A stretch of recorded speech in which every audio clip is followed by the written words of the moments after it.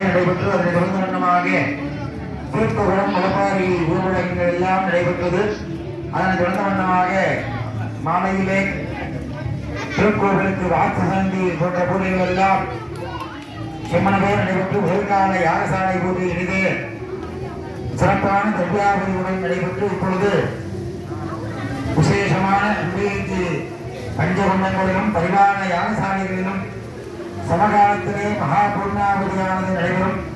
அது சமயம் நமது பக்தகோடிகளின் பெருமக்கள் அனைவரும் யாகசாலைக்கு முன்பு எழுந்துள்ளி எல்லாம் அல்ல அம்பிகையுடைய திருமலை பெற்று அம்பிகையுடைய சோழி பெற்று வாழ்வாங்கு வாழ்வுமாறு கேட்டுக் கொள்கிறோம்.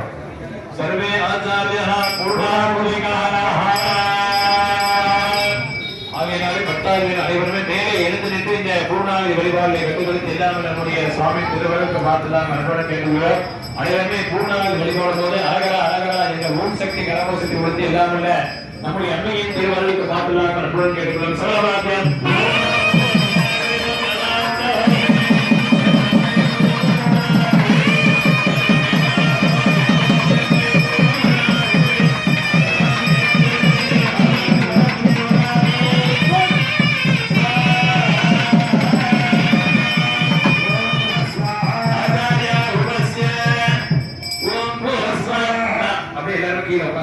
எல்லாருமே கீழே உட்காந்துக்கலாம்.